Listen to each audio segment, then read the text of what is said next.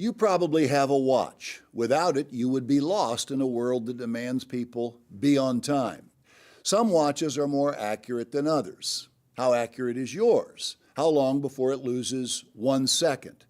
Periodically, you adjust it by reckoning from a more accurate source. Whatever the source, it is also imperfect and has to be regularly updated, though not as often, to be in accord with the master clock of the United States at the Naval Observatory in Washington, D.C. Until 1967, naval astronomers observed the Earth's motion in relation to the heavens to accurately measure time. All U.S. clocks were set in relation to these precise measurements. It was God who made this master clock of the universe. Objection, speculation, unsupported assumptions asserted as fact. He set the heavens in motion, and man learned to use its wonderful accuracy. We have no reason to believe in a God. You were supposed to provide proof of that, and you haven't done it. Also, the heavens only allow us to measure time on a large scale, and even that isn't wonderfully accurate. For example, one day lasts 23 hours, 56 minutes, and 4 seconds. Every 4 years we have to add a day to February because the calendar isn't right either. That and the rotation of the Earth is slowing down and will continue slowing down until the moon recedes far enough that it eventually wanders away. Now, you'd think that if everything was created by an intelligence who intended that we keep track of time, then the rotation of the Earth and the number of rotations within a single orbit of the Sun would have some clear determination. It would be at least divisible and consistently measured in round numbers. But the things we'd expect of the sort of world that a God would magically create for humanity are never the things we actually see. But God's great clock holds more marvels. In 1968, scientists built an atomic clock that uses cesium-133 atoms because they vibrate at the rate of 9,192,631,770 times per second. This is accurate to within 1 second every 30 million years. Imagine your watch was that accurate. Cesium-133 atoms never vary a single vibration. They are steady, constant, reliable, and cannot be an accident of nature that just happens to always turn out exactly the same. Why not? How would you know? Why can't the properties of natural elements be natural? I think you're saying that because you don't know what you're talking about. You remind me of this guy. Tide goes in, tide goes out. Never a miscommunication. You can't explain that. You're assuming your conclusion. Elemental atomic structures and chemical compounds have natural properties as an inevitable consequence of their configuration. Add the right number of atomic particles with the appropriate bonds, and this is what happens. There is no designer apparent, necessary, or even possible. That's why nothing matches whatever we want to measure, not even days or years. It's no different whether we measure time, space, warps in space-time, or any other dimension. For example, a gram is an absolute weight of a cubic centimeter of water at a temperature of melting ice, or 4 degrees Celsius. Likewise, a meter is the length of the path traveled by light in a vacuum during a time interval of 1/299,792,458 of a second. We have a constant for the speed of light, most of the time, but not for much else. Most everything else in the universe appears to be incidental arrangements shifting balance in what is usually a chaotic mess. God had to design the complexity and reliability of these atoms. No honest mind can believe otherwise. Every honest mind can believe otherwise, and educated minds do. I have an honest mind, which is why I don't believe in your God or your religion. Faith is the most dishonest position it is possible to have. And any belief that requires faith should be rejected for that reason, and I'm certainly not alone in that. There is a statistical negative correlation that the more educated one is, the less one even can believe what you believe. Mainstream scientists overwhelmingly believe in the natural construct of elemental chemistry and physics without trying to imagine where they could fit gods or magic into the picture. For example, but the little quartz crystal always vibrates the same number of times per second, no matter what the temperature is, no matter what the pressure is, no matter what the motion of the quartz crystal is.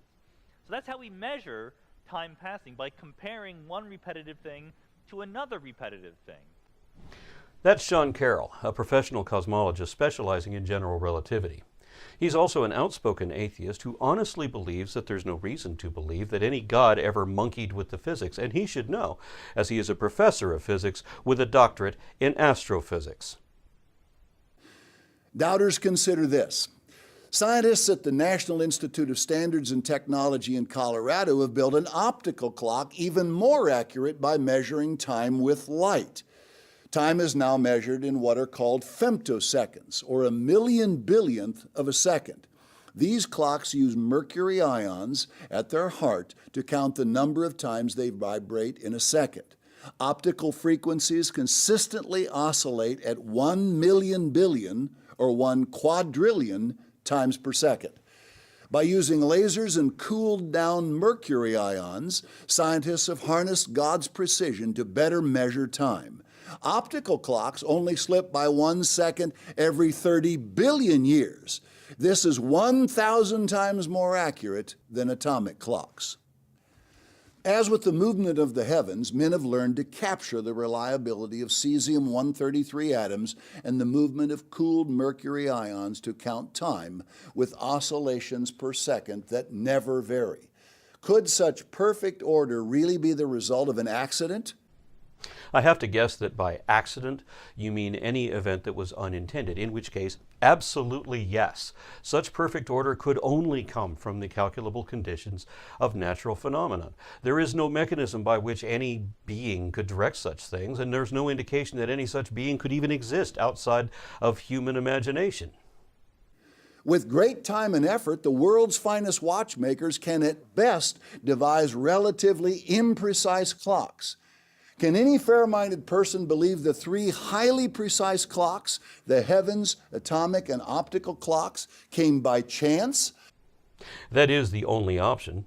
We know they could not have been intended or deliberately manipulated, certainly not by an incantation spell cast by a god, the most primitive excuse men have ever imagined to explain anything, and which doesn't explain anything. Miracles defy the laws of physics by definition, which means that it is impossible for a god to exist, nor could he actually know anything or do anything if he did exist. And while biology, geology, and physics and other evolutionary sciences continue to improve the human condition, religion has a perfect record of absolute failure in all applications every single time, which proves that it's wrong. Are we to believe that very sophisticated, humanly devised watches required the effort and ingenuity of skilled, intelligent men to create them, but clocks of far greater sophistication, precision, and design developed on their own? How utterly foolish to believe. While demonstrating that you have no understanding of the topics you're discussing, you're also criticizing all the world's best educated expert specialists anywhere ever. A survey of the American Association for the Advancement of Science shows only about 1/3 of their scientists believe in a God. A poll of the National Academy of Sciences was 85% atheist. It's almost the opposite of the laity, where we have the same percentage of common folk who believe in a God as we have educated experts who don't. But your situation is worse than that. Religious scientists are the most rare in biology, geology, and physics, the very fields that directly relate to creationism and where you would think there'd be more believers, because the evidence indicates the opposite of what you think it does. In fact, a Newsweek poll in 1987 revealed that less than 1% of Earth and life scientists give any credence to creationism. So if 99.44% equals pure, as it does in the silver trade, then Bill Maher was right when he said that evolution is supported by the entire scientific community. So however you cut it, the most brilliant minds of the modern age all believe what you say only a fool could believe, and all of them could prove what you have already shown, that you are a fool. You've seen absolute proof only the greatest watchmaker, God, could have devised these greatest watches. No, we still haven't seen the slightest indication that your God could even exist, much less do anything. So far, you haven't even shown that the idea of your God warrants serious consideration. What is the truth of modern science regarding the origin of all matter in the universe? Do scientists claim it has always existed? Or have they determined there was a moment in time when all matter came into existence? The latter answer is yes. But what is the proof? The proof is that many galaxies appear red-shifted, meaning they're moving away. Space is kind of a slowly boiling mass of chaos, with some galaxies crashing into each other along with everything else, but for the most part, they're moving apart, as if the universe is expanding. That means that if we look at it in reverse, then the universe is compacting until ultimately all matter and energy, time, and even empty space, literally everything, inflated from a single point of entry called the singularity. This is the only logical conclusion mathematically calculated to nearly 14 billion years ago. Further evidence of that is the cosmic microwave background radiation, which was predicted by these calculations and then discovered in the 1970s. The first law of thermodynamics is matter and energy can be neither created nor destroyed. No natural processes can alter either matter or energy in this way. This means there is no new matter or energy coming into existence and no matter or energy passing out of existence. That's not entirely accurate. We might have matter and energy leaving the universe through black holes, which appear to be literal holes in the fabric of space-time. One explanation for the inflation of our universe from a singularity is that all matter and energy and everything else flooded into this universe from a rift in the fabric of space-time, and that ours is just one of many universes to have erupted this way. Saying the universe came into existence from nothing violates the first law of thermodynamics, established by the very scientific community now willing to ignore it. They're not ignoring it. And since you've demonstrated that you have no idea what you're talking about and everything you've said so far is wrong, then I can't trust anything you say and we'll have to defer to the experts. In this case, physics professor Lawrence Krauss, PhD, author of A Universe from Nothing. The simplest kind of nothing is the kind of nothing of the Bible, say an infinite empty space, an infinite dark void of the Bible. You know, nothing in it, no particles, no radiation, nothing. Well, that kind of nothing turns out to be full of stuff in a way, or at least much more complicated than you might have imagined, because due to the laws of quantum mechanics and relativity, we now know that empty space is a boiling, bubbling brew of virtual particles that are popping in and out of existence at every moment. And in fact, for that kind of nothing, if you wait long enough, you're guaranteed by the laws of quantum mechanics to produce something.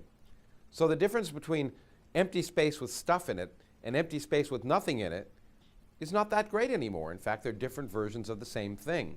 So the transition from nothing to something is not so surprising. See, we always said that the most ingenious people capable of figuring out anything were rocket scientists and brain surgeons. Well, at least we can still say that about rocket scientists. This law plainly demonstrates that the universe and all matter and energy within it must have had a divine origin, a specific moment in which it was created by someone all-powerful. This law does not in any way imply that the origin of the universe should be divine, nor that it was even created by anything, much less anyone. And there is no indication that there even could be anyone who is all-powerful. You're compiling unsupported assumptions atop unwarranted assumptions. With the discovery of radium in 1898 by Madame Curie came the knowledge that all radioactive elements continually give off radiation. Consider, uranium has an atomic weight of 238. As it decomposes, it releases a helium atom 3 times. Each helium atom has a weight of 4. Now at 226, uranium becomes radium. Radium continues giving off additional atoms until eventually the end product becomes the heavy inert element lead. This takes a tremendous amount of time. Just radium becoming lead requires 1,590 years. What's the point? There was a time when uranium could not have existed because it always breaks down in a highly systematic and controlled way. Not stable like lead or other elements, uranium breaks down. So there was a specific moment when all radioactive elements came into existence. Remember, all of them, uranium, radium, thorium, radon, polonium, protactinium, and others have not existed forever. This represents absolute proof that matter came into existence. In other words, matter has not always existed. This flies directly in the face of evolutionary thought, that everything gradually evolved into something else. The problem? You cannot have something slowly come into existence from nothing. Matter could not have come into existence by itself. No rational person could possibly believe the entire universe, including all radioactive elements that prove there was a specific time of beginning, gradually came into existence by itself. Every rational person who knows this subject will tell you that uranium has a half-life of 4.5 billion years, which is about as old as the Earth. But that's only its half-life, which means that uranium could exist for 9 billion years and still have a quarter of its original quantity left. Even some irrational people understand this. Sir Fred Hoyle was the scientist who first determined how uranium was created. If you have one proton, you've got hydrogen. If you could stick another one onto it, you'd have helium. When you add protons, you very often get neutrons too. Stick on another one, you've got lithium, and keep going to get beryllium, boron, carbon, and so on. Every element up to and including iron can be created this way out of no more than simple hydrogen atoms being super accelerated in the intense heat and pressure of the sun. Hoyle figured out that all the heavier elements beyond iron could be created this way too. It just needed a hotter furnace.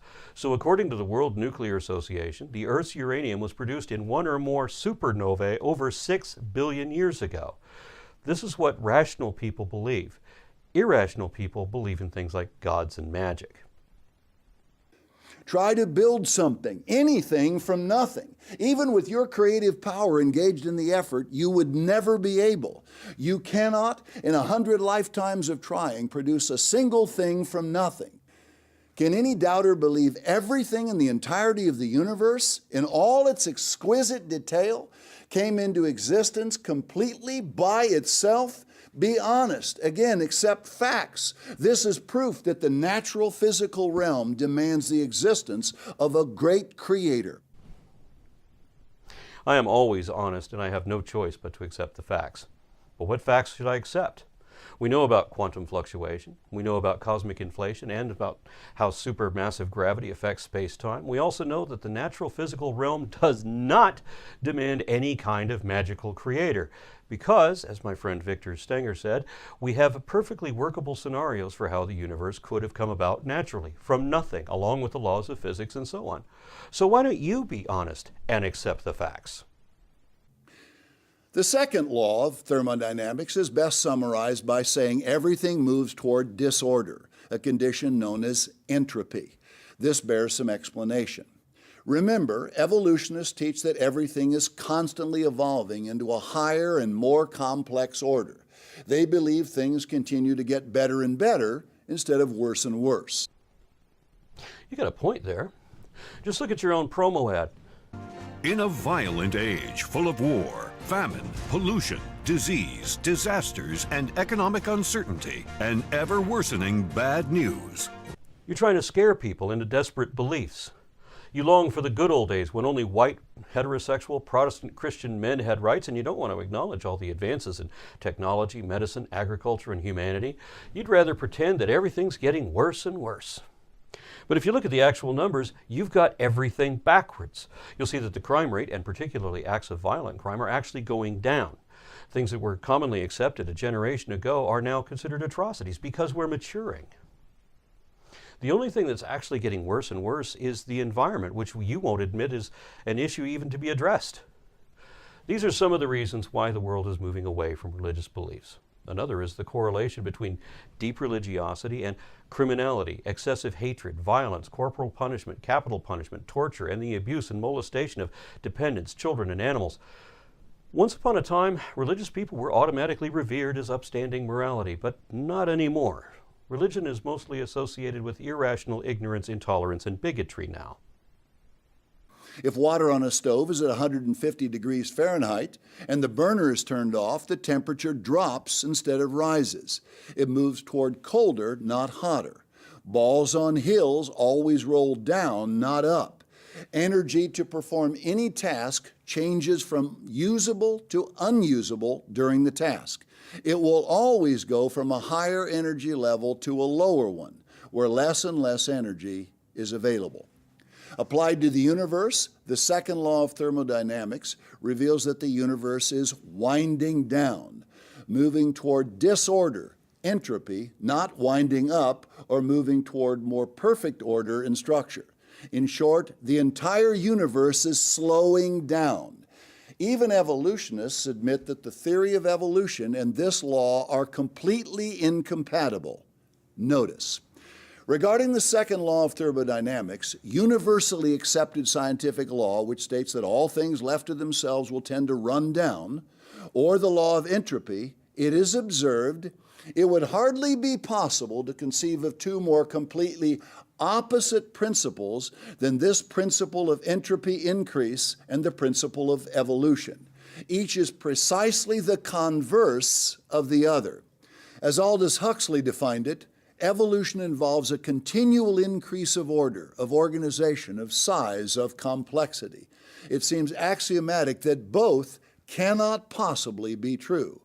But there is no question whatever that the second law of thermodynamics is true. You just presented Henry Morris as if he were an evolutionist, meaning someone who accepts mainstream science as opposed to dogmatic belief in magical fairy tales. But Henry Morris never accepted or even understood evolution. He founded the Institute for Creation Research, an anti-science apologetics ministry whose mission is to mislead and deceive those who would have otherwise understood and accepted science and consequently discard the sacred fables on which their form of religious extremism depends. Now, even if you meant to refer to Morris's mention of Huxley, Thomas Huxley was an evolutionary scientist. Aldous Huxley was not. Aldous was a mystic, and he apparently did not understand that evolution does not require a continuous increase in order, organization, size, or even complexity. All of these can stagnate or fluctuate.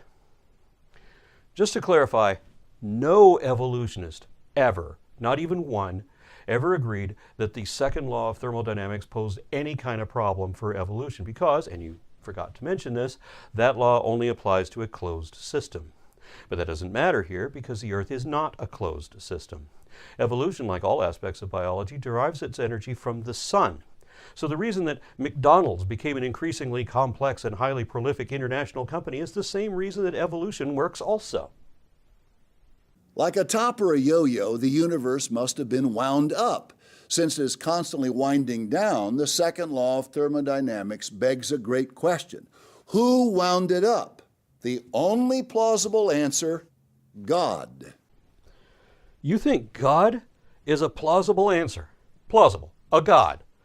You think that it's reasonable or probable to imagine that the universe was poofed out of nothing by an incantation cast by a magic invisible genie? You're right about one thing. It does beg the question.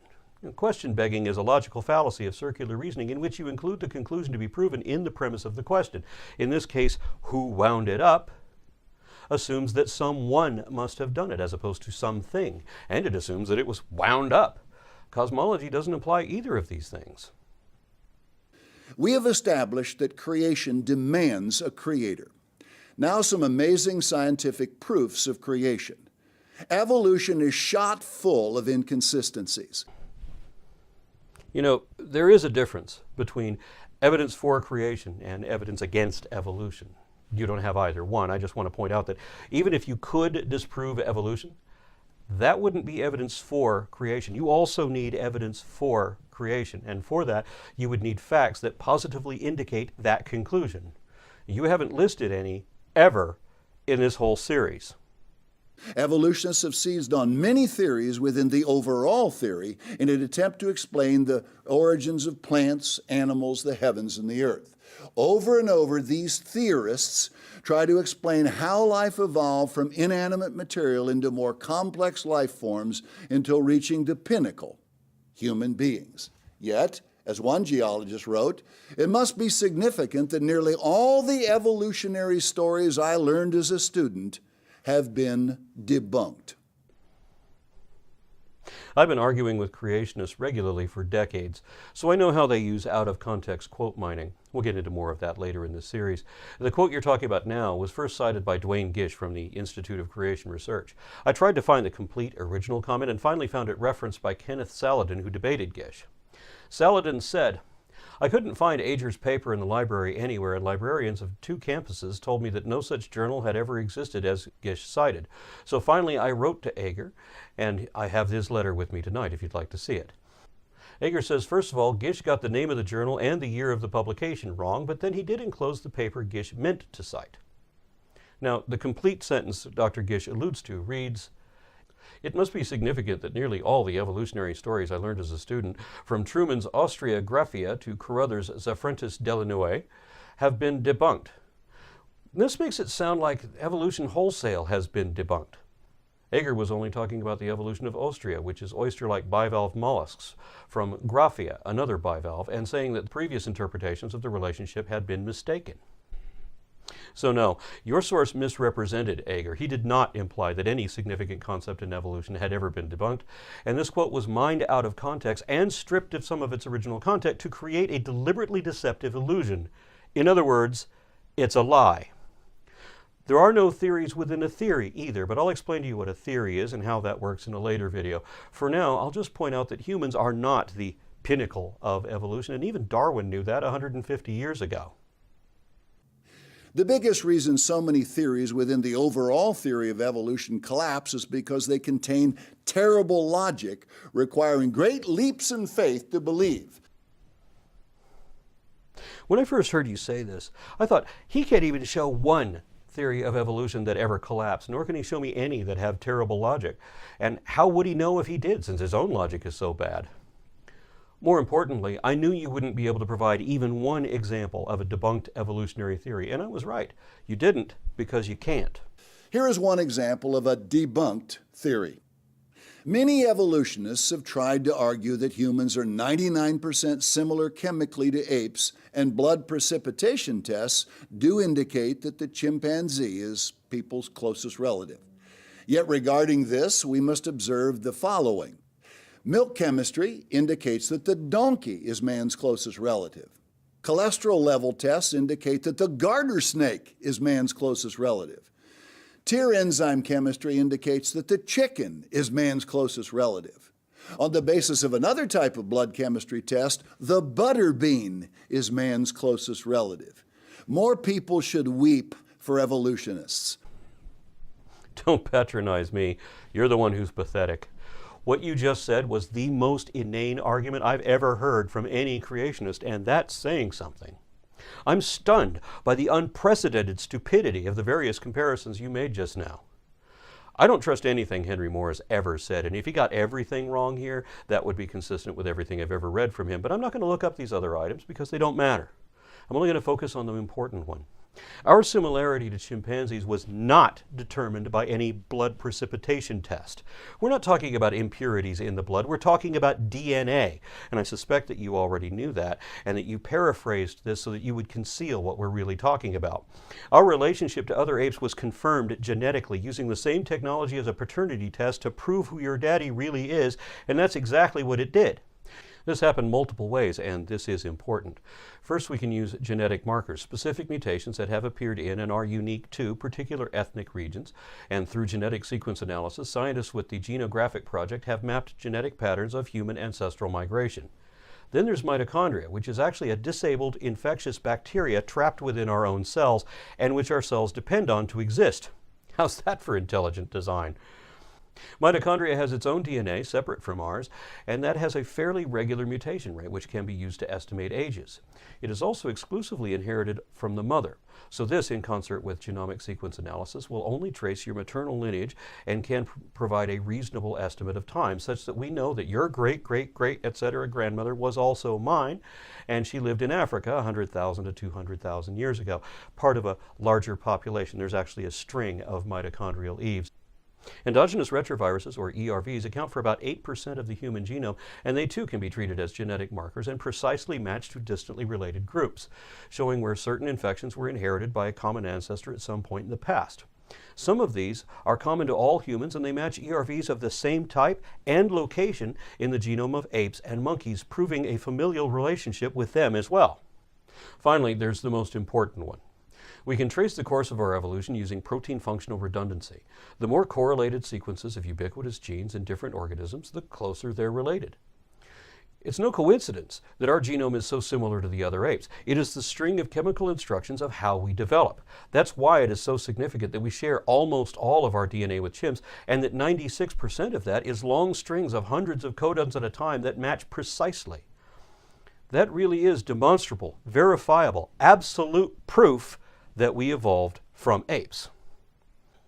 You made a 5-part video series pretending to prove the existence of something that isn't really real. I've made 3 videos about it so far, and I'm not even done addressing your first video yet. I could make a career out of you because you're so prolific and everything you say is wrong. One thing that is obvious is that you've spent your life in an echo chamber. You've never even heard the scientific perspective. So this should be an educational experience for you, and if not for you, then it will be an education for those who once believed you.